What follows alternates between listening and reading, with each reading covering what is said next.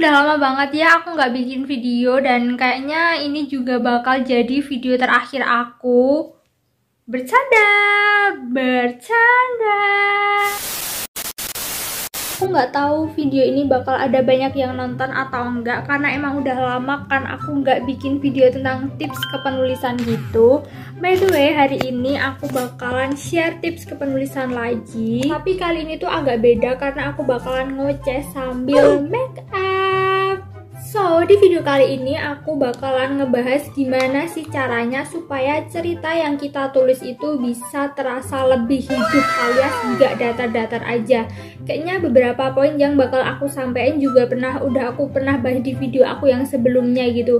Tapi aku nggak peduli, aku bakalan bahas lagi semuanya. Buat yang mau skip video ini nggak apa-apa, kalian boleh skip aja. Tapi buat yang penasaran caranya supaya bisa bikin cerita yang kita tulis itu bisa lebih hidup lagi, kalian harus tonton ini sampai akhir. Siapa di sini yang udah selesai nulis ceritanya sampai ending atau mungkin baru setengah jalan tapi tuh udah dapet banyak bab gitu?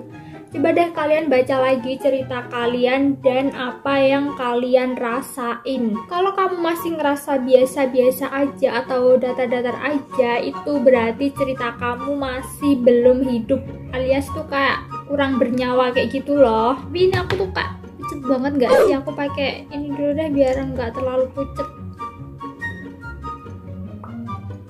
Nah, cerita yang hidup tuh cerita yang kayak gimana sih? Jadi, cerita yang hidup itu adalah cerita yang mampu membawa si pembaca terbawa suasana dalam cerita, atau dia tuh pembaca tuh bisa merasakan apa yang dirasakan si karakter atau ikut terlibat dalam jalan ceritanya kayak gitu. Menurut aku Cousin Hannahsu itu bagus banget gak sih? Kalian bisa lihat kan perbedaannya, dan ini tuh kayak bisa langsung buat nutupin bekas jerawat kayak gitu loh. Menghidupkan sebuah cerita tuh emang nggak mudah ya teman-teman. Ada beberapa hal yang harus kita perhatiin. Langsung aja kita bahas apa sih tips-tipsnya untuk bisa menghidupkan sebuah cerita. Yuk langsung aja kita ke tipsnya. Tips yang pertama adalah tetapkan tujuan tokoh utama. Setiap cerita pasti punya kan tokoh utama. Nah, tokoh utama tersebut harus memiliki tujuan yang jelas dan spesifik. Kenapa? Ya karena itulah yang akan menjadi jalan cerita kita. Setelah pakai cushion, ini aku pakai bedak padatnya dari Mark. Misal nih ada sebuah cerita, tokoh utamanya tuh namanya Agnes.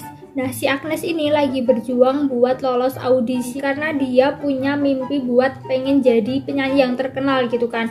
Nah, perjalanan si Agnes dalam mencapai mimpinya inilah yang akan kita tulis menjadi sebuah cerita kan. Intinya, kalau tokoh utama cerita kita itu punya tujuan yang jelas, kita tuh bakal tahu cerita kita tuh akan berjalan kemana kayak gitu kan. Jadi tuh penting banget buat kita nentuin tujuan dari si tokoh utama ini. Next, tips yang kedua adalah buat tokoh yang manusiawi. Jujur aja deh, kita sebagai penulis pasti pengen gitu kan bikin tokoh itu yang sempurna, yang sampai kayak nggak ada celahnya kayak gitu. Tapi sayangnya itu malah akan bikin cerita itu kayak terkesan halu dan mengada-ngada.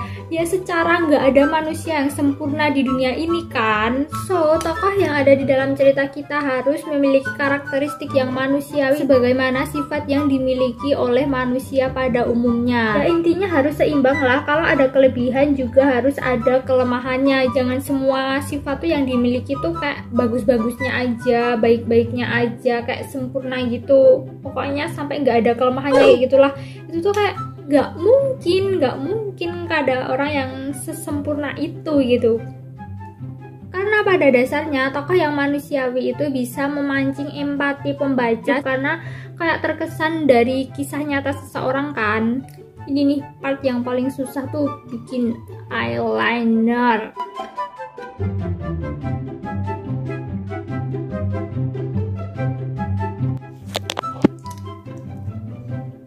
Miring nggak sih? Nggak lah ya. Nah, karena eyelinernya udah jadi, kita lanjut ke tips yang ketiga. Tips yang ketiga adalah hadirkan konflik. Salah satu elemen penting dalam sebuah cerita adalah konflik, dan tujuan dari konflik ini adalah untuk menghambat si tokoh utama dalam mencapai mimpinya.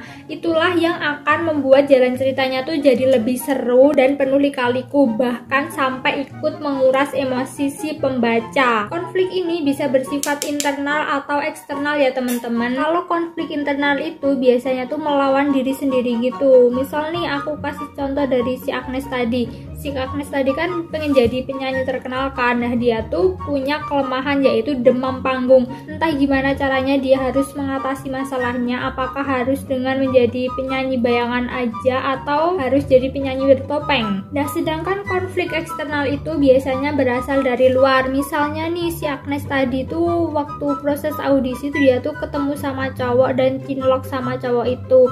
Tapi ternyata cowok itu tuh cuma pura-pura baik aja dan cuma pengen ngemanfaatin dia. Konflik yang kita buat tuh harus bisa menarik perhatian pembaca dan harus bisa menjadi tantangan bagi si tokoh utama. Ketika konflik ini bisa memicu emosi pembaca, maka cerita kita itu akan terasa lebih hidup. Next, lanjut tips yang keempat adalah maksimalkan peran antagonis. Peran antagonis di sini sama seperti konflik, yaitu untuk menghambat tokoh utama mencapai tujuannya atau menjatuhkannya, membuat kehidupan si tokoh utama jungkir balik, terkuras energinya baik dari sisi fisik maupun emosi. Sebuah cerita akan terasa hidup ketika si tokoh utama bertemu atau berhadapan dengan si antagonis ini. Peran antagonis ini sangat penting karena dialah yang akan menjadi pemicu dari konflik.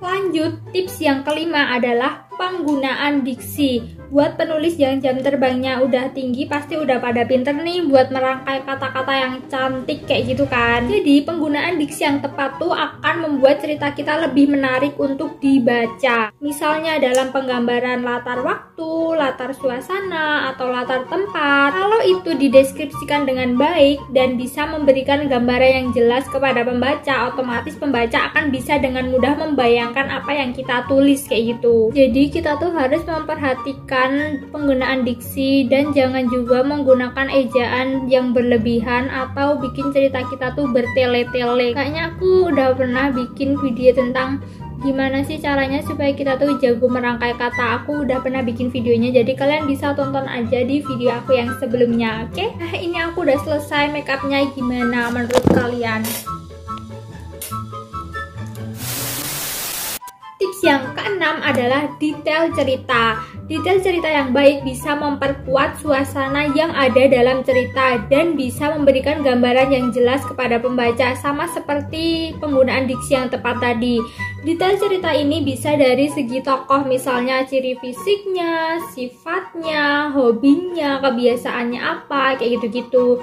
Dan bisa juga dari segi latar tempat atau suasana. Misalnya nih cerita kita latarnya tuh di Jepang. Nah suasana di Jepang tuh kayak gimana, musimnya tuh apa aja. Tips supaya kita bisa memberikan detail yang baik dalam cerita adalah dengan melakukan riset. Itulah kenapa riset itu penting sebelum kita menulis cerita.